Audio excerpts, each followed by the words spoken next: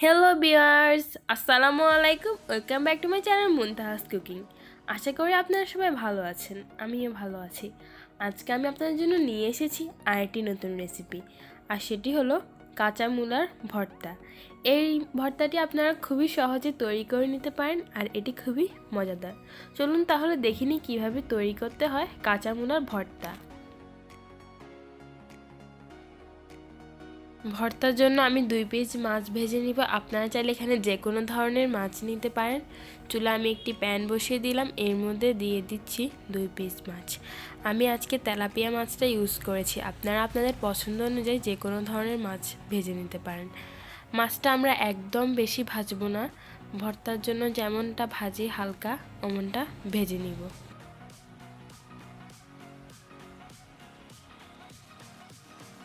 মাছটা ভাজা হয়ে গেছে, এখন আমি এটাকে নামিয়ে নিব।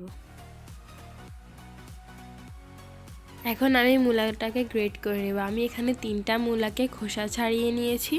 এখন আমি মূলাগুলোকে গ্রেট করে নিব।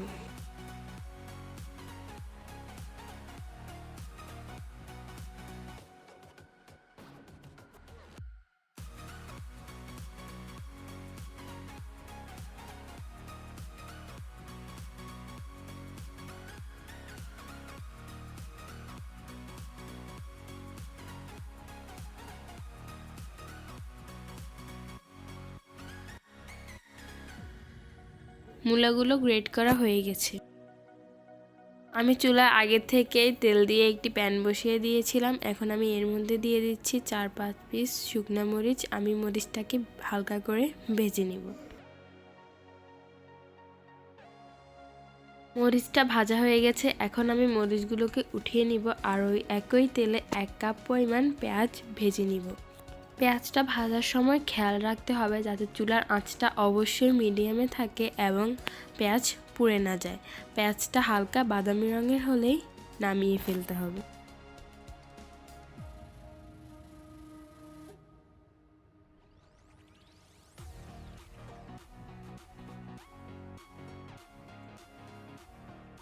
যখন এমন হালকা বাদামি রঙের হয়ে আসবে তখন আমরা নামিয়ে ফেলব। এখানে আমি মাছটাকে যে ভাজি করেছিলাম তা কাটা ছাড়িয়ে নিয়েছি, আর ভাজি করা পেঁয়াজ ও শুকনো মরিচ নিয়েছি।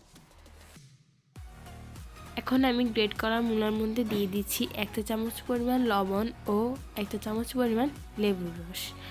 লেবুর রস আর লবণটা দিয়ে মূলাটাকে ভালোভাবে মাখিয়ে এর থেকে রসটা চিবিয়ে নিব। এর ফলে মূলার মধ্যে যে গন্ধটা থাকে তা আর থাকবে না।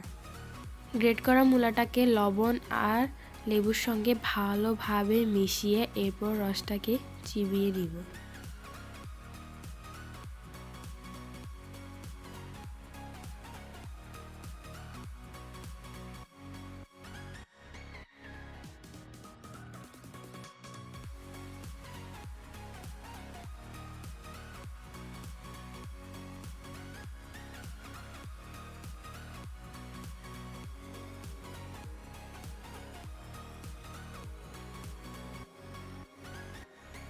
মূলা থেকে আমি ভালোভাবে পানিটা ছাড়িয়ে নিয়েছি।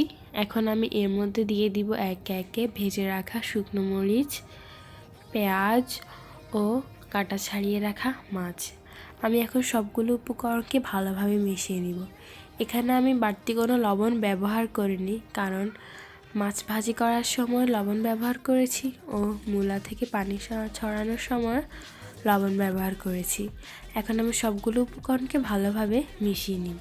আপনারা চাইলে আপনাদের স্বাদ অনুযায়ী লবণটা ব্যবহার করতে পারেন, কিন্তু আমি লবণটা ব্যবহার করিনি। সবগুলো উপকরণকে ভালোভাবে মাখিয়ে নিয়েছি। এখন আমি এর মধ্যে দিয়ে দিচ্ছি ধনিয়া পাতা কুচি। আপনারা চাইলে এটি স্কিপও করতে পারেন যাদের কাছে ধনিয়া পাতাটা ভালো লাগে না, আর দিলে টেস্টটা ভালো আসবে।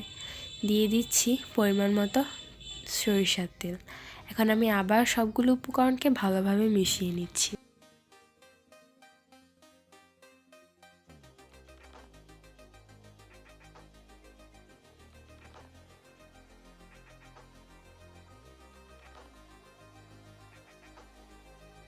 দেখুন কত সহজেই তৈরি হয়ে গেল কাঁচা মূলার ভর্তা। এই ভর্তাটা অনেক মজা, আপনারা চাইলে বাসায় ট্রাই করতে পারেন যদি ভালো লেগে থাকে। যদি আমার আজকের ভিডিওটি ভালো লেগে থাকে তাহলে অবশ্যই আমার চ্যানেলটিকে সাবস্ক্রাইব করতে ভুলবেন না, এবং ভিডিওটি কেমন লেগেছে তা অবশ্যই কমেন্ট বক্সে জানিয়ে যাবেন। তাহলে আজকে আসি, আল্লাহ হাফেজ।